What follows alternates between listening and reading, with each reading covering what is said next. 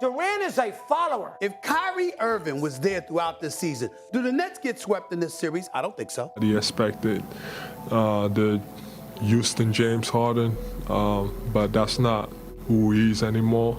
So back to Trey, for this series, he shoots 32% from the floor. It's just horrendous.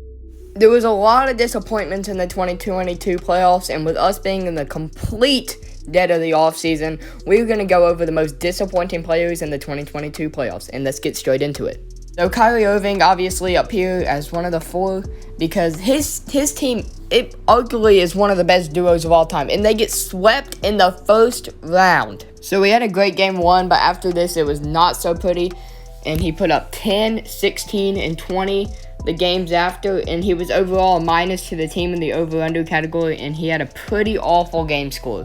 Also, to add on to this, his team got swept when everybody at least had Boston in 7, or me personally, I had Brooklyn in 7, and it was a big letdown to me to see them get completely annihilated in the first round of the playoffs. Which was probably some added pressure onto Kyrie after losing that playoffs and not being able to play in the last playoffs. And then after people saying he can't win without LeBron James as a teammate, and all he really did was just prove him right.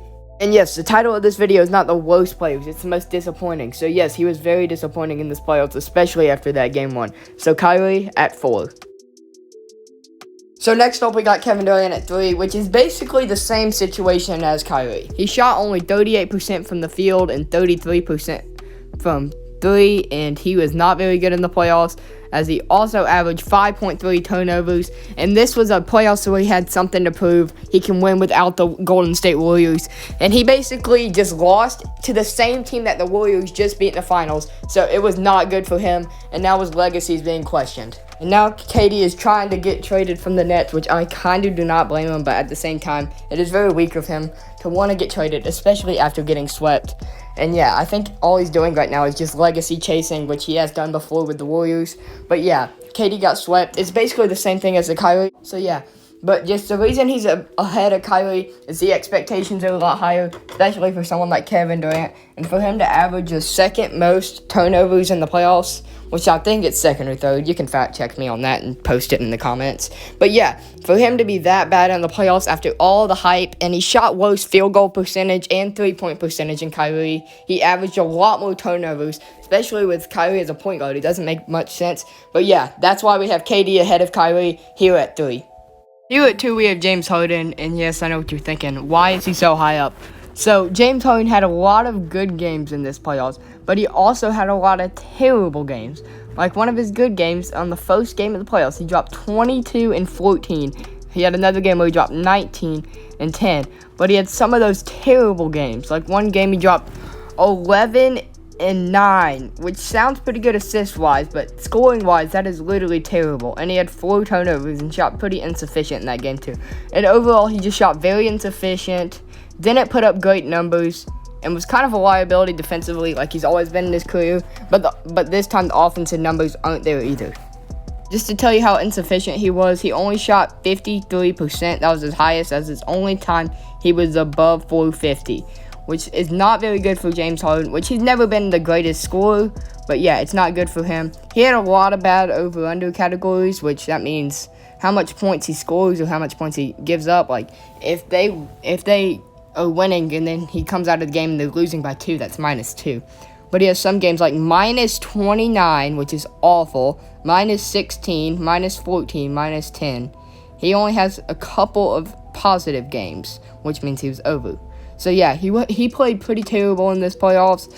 And then I think James Harden is on the downfall, and he's become more of a playmaker instead of a scorer, which I kind of enjoy seeing sometimes. But sometimes when he tries to force it too much and complains for fouls, it's not fun to watch.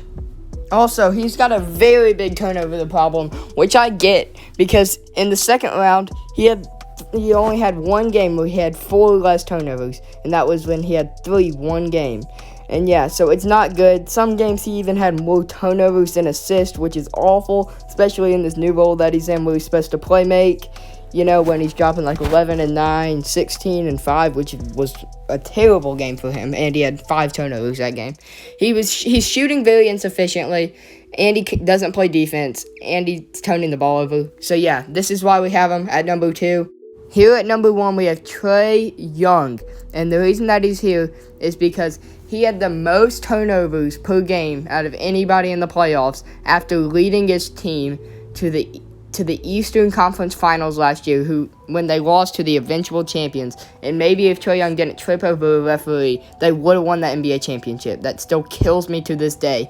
And Trey Young dropped more than 10 points in his regular season scoring, more than 3 assists in his regular season assist. So yeah, he just performed a lot worse, and his team got completely killed.